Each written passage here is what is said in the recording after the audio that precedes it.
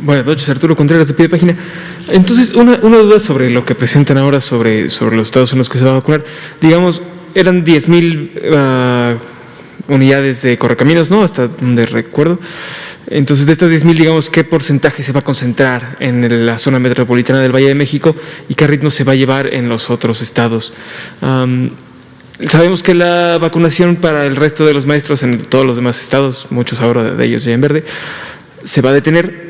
Nos preguntan desde Campeche, muchas escuelas, creo que en muchos casos privadas, si a los maestros de estas escuelas se les va a vacunar pronto, ¿no? Porque a ellos no se les acabó de vacunar. Entonces, bueno, esas dos preguntas. Muchas gracias. Sobre la segunda pregunta, efectivamente estamos en conciencia de ello, es algo que platicamos cuando estuvimos en Campeche hace un par de días, lo platicamos con el secretario de Educación del Estado de Campeche, el doctor Ricardo Co-Cambris, y también, desde luego, con el conjunto de las funcionarias, la maestra Delfina Gómez, secretaria de Educación, y su equipo de trabajo. Y sabemos que ahí hay un reto, como lo va a haber en todas las 32 entidades federativas, que es semejante al que tenemos con el personal de salud de dependencias privadas, y es el reto de identificar quién está en el campo educativo, en grupos, en planteles, en instalaciones donde se congregarán en su momento las y los estudiantes. Ese va a ser un reto. No por ello se les va a excluir. Entonces, a la pregunta legítima que hacen los maestros de instituciones, organizaciones privadas del Estado de Campeche y de cualquier otra entidad, van a estar incluidas.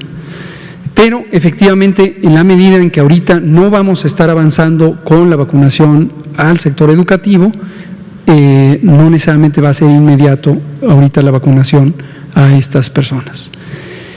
Y la primera pregunta sobre las brigadas correcaminos, no necesitamos concentrarlas, ya en cada zona hemos ido encontrando las distintas modalidades que nos permiten ir más rápido. Y pongo los ejemplos muy virtuosos de la Ciudad de México, donde se han instalado estos macrocentros, por cierto, también con la colaboración de instituciones educativas.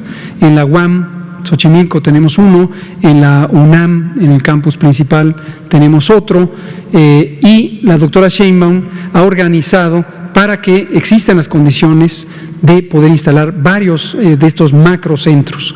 También se han reorganizado las brigadas y el personal de salud específicamente, y desde luego nuestras heroicas Fuerzas Armadas, para en donde se necesita hacer puestos móviles, en donde no se necesita tener puestos fijos, sobre todo estos macrocentros. Y algo semejante estará ocurriendo en las demás entidades federativas. Por favor, adelante. Doctor, buenas noches. Cristian Bautista, de la Gaceta Business Energy Tabasco. De acuerdo a los datos que nos mencionabas al principio de las personas que ya fueron vacunadas en la segunda dosis, y que en algunos de ellos, o la mayoría, han sido adultos mayores y personal médico, son sectores que tienen mucho tiempo sin ver a la familia, sin convivir con hijos, con esposos, todo.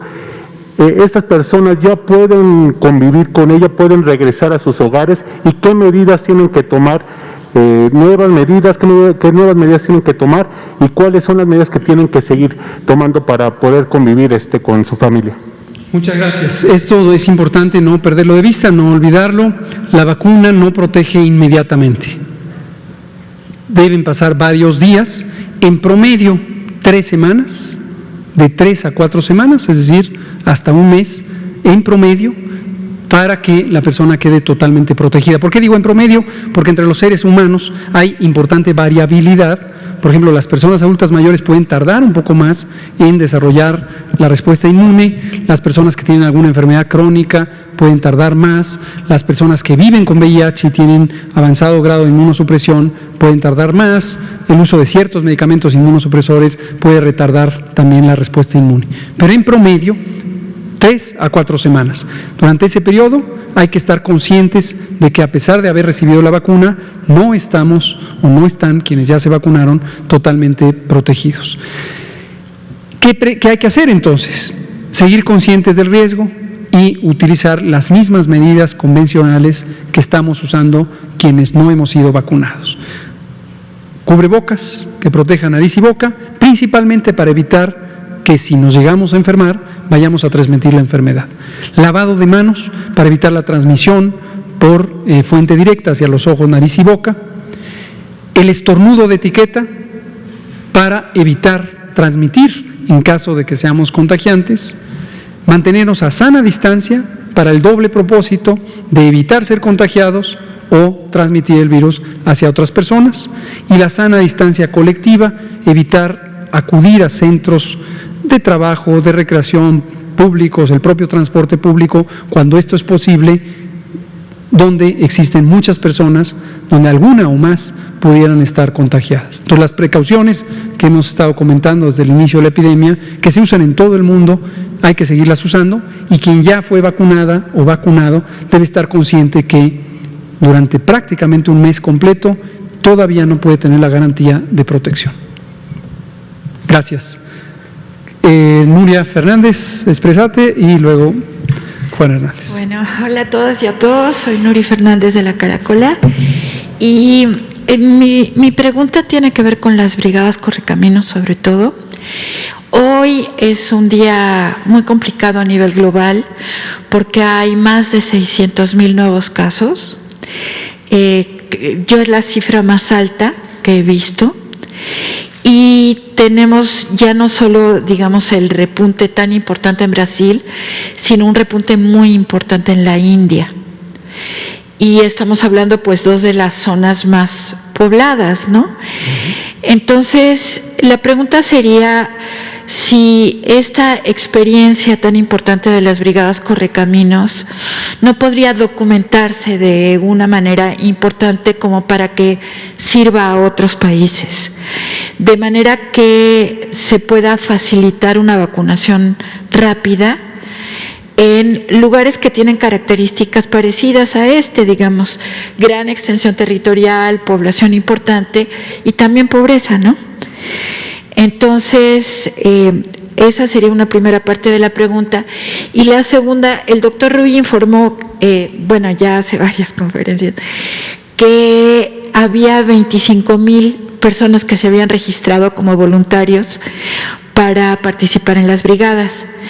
Hemos estado viendo que hay muchos puestos de vacunación en universidades y escuelas y que muchos de los estudiantes participan, no tanto en la brigada, sino como guías, como para orientar a las personas, etcétera, ¿no?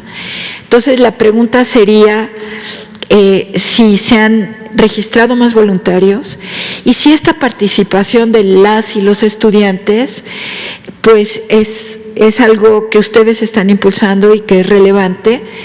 Entonces, eso sería todo eso. Voy a señalar solo dos cosas breves sobre lo segundo, y le pido ahorita al doctor López Ridaura, quien es el coordinador operativo del programa de vacunación Correcaminos desde la perspectiva de la Secretaría de Salud, que nos comente un poco, porque precisamente estas lecciones útiles que se pueden rescatar no solamente de la experiencia mexicana en su conjunto, sino de las particularidades de cada entidad federativa, ha sido motivo de gran interés. Lo acabamos de conversar él y yo cuando estuvimos en la sesión del comité, Consejo Estatal de Vacunación allá en Campeche. Solo una anotación sobre las personas estudiantes. Definitivamente es algo que nosotros no solo hemos estado alimentando, sino que hemos estado organizando. Llevamos varias semanas, meses, de hecho 3 meses, trabajando mano a mano, codo a codo, con la Secretaría de Educación Pública, hoy a cargo de la maestra Delfina Gómez, y de manera directa con el subsecretario de Educación Superior, el doctor Luciano Concheiro Borges, quien ha hecho un trabajo extraordinario de organización de las universidades e instituciones de educación superior, precisamente con 2 tipos de apoyo, 3 de hecho. Uno es, nos han provisto de ultracongeladores en préstamo que nos han permitido ampliar la red de ultracongelación y refrigeración. Lo segundo es los campi universitarios, los espacios físicos universitarios que nos han permitido cambiar el modelo, aquí retomando lo que comentaba con Arturo Contreras, cambiar un poco las modalidades de vacunación. Estos megacentros o macrocentros nunca se habían usado en la historia del programa de vacunación.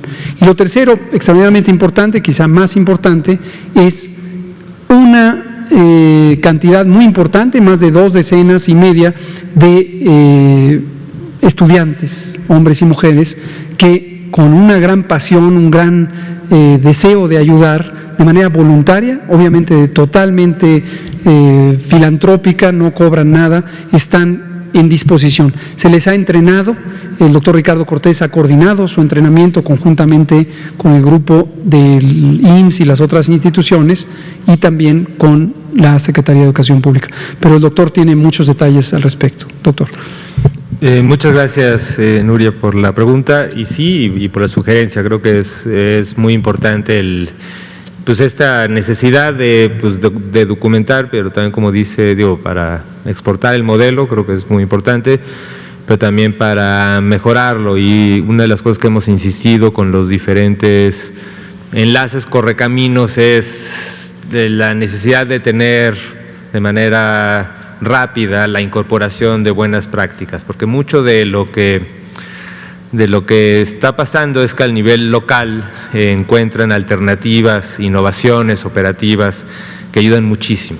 Entonces, tenemos un esquema general que se hizo con base en unos lineamientos, pero mucho de la operación, y lo platicamos ahora en Campeche y también en otros sitios en donde hemos ido, que hemos visto cómo los grupos operativos en esta coordinación que en la gran mayoría de los estados ha sido muy eficiente y muy buena entre el enlace Correcaminos, la Secretaría de Salud del Estado y el enlace Bienestar, como de manera coordinada han planeado, programado, convocado y cuando existen problemas en el sitio resuelto, ¿no? Encuentran alternativas, ¿no? Entonces, y creo que precisamente el combinar estas tres visiones, el tener una visión muy operativa, con mucha experiencia en campo, con mucha experiencia de trabajo con la gente comunitaria, pero tal vez con menor conocimiento o no conocimiento del técnico de vacunación. Y por otro lado, toda la experiencia que tiene la Secretaría de Salud y el Programa Universal de Vacunación, una gran experiencia técnica en la vacunación, pero que claramente era insuficiente. O sea, no habíamos tenido un programa como tal, que requería tal velocidad, que requería estos puestos de alta eficiencia, que requería un registro nominal de todas y cada una de las personas, que teníamos mezclas de diferentes vacunas con diferentes intervalos entre dosis. Entonces, claramente, la necesidad de tener un grupo de apoyo en el sitio es muy importante, ¿no? Entonces sí, y en esto nosotros tenemos una reunión diaria con los enlaces Correcaminos y con los enlaces de Bienestar para ir compartiendo, y una de las cosas en las que nos estamos moviendo es ir tratando de pasar de resolver problemas a encontrar o compartir soluciones, ¿no? Entonces estamos sistematizando y creo que este documento, y a ver si podemos irlo socializando más también, no solamente para el ámbito local entre estados, sino también para el ámbito internacional. Quiero comentar también un par de cosas, un poco también cuando hablamos de las 10,000 brigadas. Recuerden que esto, cuando se planeó, estaba centrado también, o el concepto estaba entre los centros integradores, ¿no? Porque esos son los 10,000 centros integradores que tienen, pero eso no quiere decir que, ¿por qué? Porque los centros integradores, las personas que trabajan ahí y los diferentes programas de bienestar, muchos son gentes locales, ¿no? Tampoco es que estamos tratando de todas las gentes locales moverse de un lugar a otro. Entonces, lo que es importante es cuando concentramos y necesitamos incrementar la eficiencia de un puesto de vacunación, es incrementar las personas que están en esa brigada. Entonces, se convierten en brigadas mucho más grandes de lo originalmente planeado, ¿no? No solamente en células de vacunación, sino también en personas operativas que nos ayudan a organizar, a ordenar, a tener a las personas en los lugares, a colaboraciones con los municipios para tener lugares óptimos para tener a la gente esperando. Entonces, tenemos una gran necesidad de tener más personas vacunadores, y esto es lo que realmente no nos quedemos con el concepto de que son las 10,000 brigadas que se van moviendo por todo el país, sino son 10,000 brigadas que se organizaron territorialmente, que se expanden en número para tener una mayor eficiencia. Entonces, hay un reclutamiento local de voluntarios. Hay un reclutamiento local, lo que también ha hecho, tenemos diferentes formas. Por un lado, el DIF también toda una plataforma para recuperar parte de los voluntarios de la población general. Pero la colaboración que tuvimos con las universidades fue precisamente que a través de las universidades, pero digo, de media superior y superior, muchas universidades técnicas, CONALEP, que está por todo el territorio.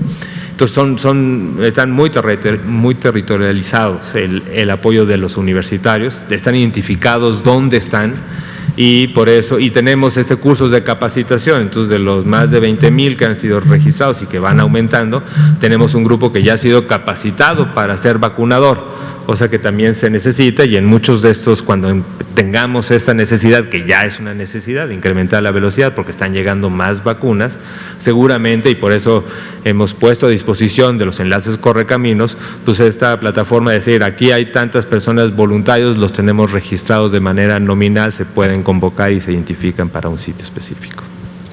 Muchas gracias, doctor. Juan Hernández, Grupo Cantón, Periódico Basta. Gracias.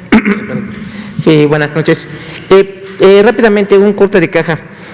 Hasta ahorita la fecha, ¿cuántos, en este caso, sitios apócrifos han ustedes, la Secretaría de Salud o la COFEPRIS ha clausurado en conjunto con el trabajo con la Profeco, en el caso de vacunas falsas, de sitios donde se ofrecen precisamente este tipo de inmunológicos, clínicas? Ayer destacaban un caso en la Ciudad de México. Bueno, hace unos días. ¿Cuánto es lo que han ustedes podido detectar? Precisamente para dar una perspectiva de todo lo que se ha tenido que trabajar precisamente sobre este rubro. Y segundo, hoy da a conocer la jefa de gobierno, Claudia Sheinbaum, que bueno, ya se va a empezar a vacunar a lo que es el resto de las alcaldías que faltaban, ¿no? Pero en este caso me llamaría la atención Iztapalapa. ¿Cómo se van a organizar ahí? Porque es una de las alcaldías más pobladas, pero también es la que tiene el más alto índice de COVID, y el caso de la Benito Juárez, que tiene el mayor número de adultos mayores. Gracias. Cómo no, muchas gracias. Sobre la primera pregunta, el mercado negro, la práctica de desviar operaciones de intercambio de productos por fuera de la ley, por fuera de los elementos legales, es una práctica común en las sociedades para múltiples productos, y muy desafortunadamente para los programas de vacunación contra COVID no es la excepción. Y recordamos a la población que solamente el Gobierno de México tiene vacunas contra COVID-19. Ese es el recordatorio principal que queremos hacer. Si a usted le ofrecen vacunas contra COVID y no son elementos de la estrategia nacional coordinada por el Gobierno de México, es una vacuna ilegal, es una vacuna apócrifa, es una vacuna que entró al país o se simuló haberla fabricado en el país en forma clandestina.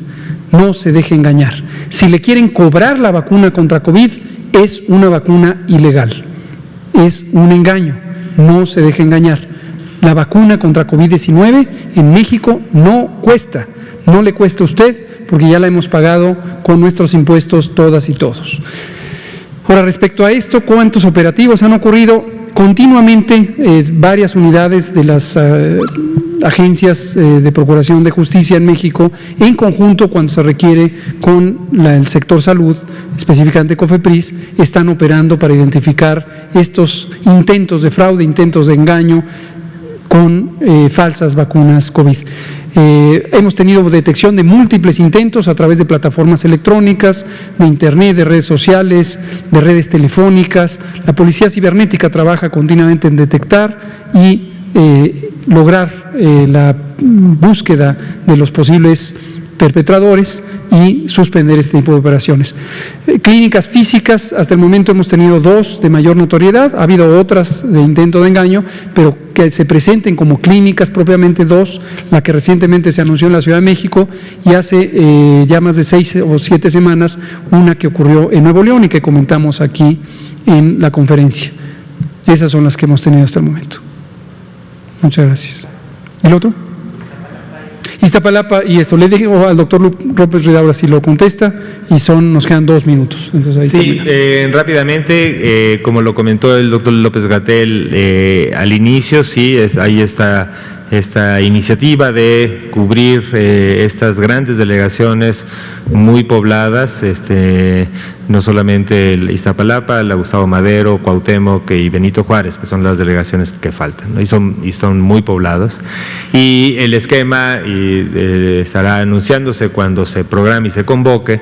Están también planeando estos sitios, macrositios o de alta eficiencia para su aplicación en las delegaciones, y esperaremos un poco el momento en que se convoque y se organicen, pero sí, en general serán los mismos tipos de sitios que han sido muy eficientes, el mismo tipo de programación. La Ciudad de México ha tenido también una muy buen canal de comunicación hacia la población, pero pues esto es precisamente lo que hace la Ciudad de México, entonces nosotros no podemos decir ni cuándo ni cómo, esto es justo lo que están planeando ellos, y pues dejaremos que ellos lo convoquen cuando sea que vaya a iniciar y en el sitio donde vaya a iniciar. Muy bien, nos quedan 30 segundos. Liliana, adelante. Gracias. Buenas noches, Liliana Núñez de Pulso Saludable. Doctor López Ridaura, quisiera saber, con esta táctica de la megalópolis, ¿hay una meta en números alcanzable para modificar algo, o solamente se quedaría la misma meta que nos había comentado en algún momento el doctor Ricardo Cortés, que si vacunando a todas las personas de 50 y más años se puede reducir el 80% de la mortalidad por COVID? ¿Sería esta misma cifra o cambiaría? Gracias. Sí, digo, cuando hablamos de concentrarnos en la megalópolis, nada más para que quede claro para todos, seguimos en el enfoque de la primera etapa de adultos mayores, 60 años y más, ¿no? Estamos hablando, y la cobertura va a ser para cubrir 60 años y más de toda la República. Nada más estamos ahorita priorizando con una mayor velocidad, pero sin parar lo que está pasando en las otras entidades federativas, pero en los adultos mayores. Y en general esta estadística que el grupo experto nos ayudó a estimar, que es conforme a la cobertura, qué impacto en mortalidad pudiésemos tener, es precisamente cuando hablamos de este 20% de cobertura en la población general, que si vamos en la línea prioritaria, que es por edad, precisamente es cubrir a los adultos mayores.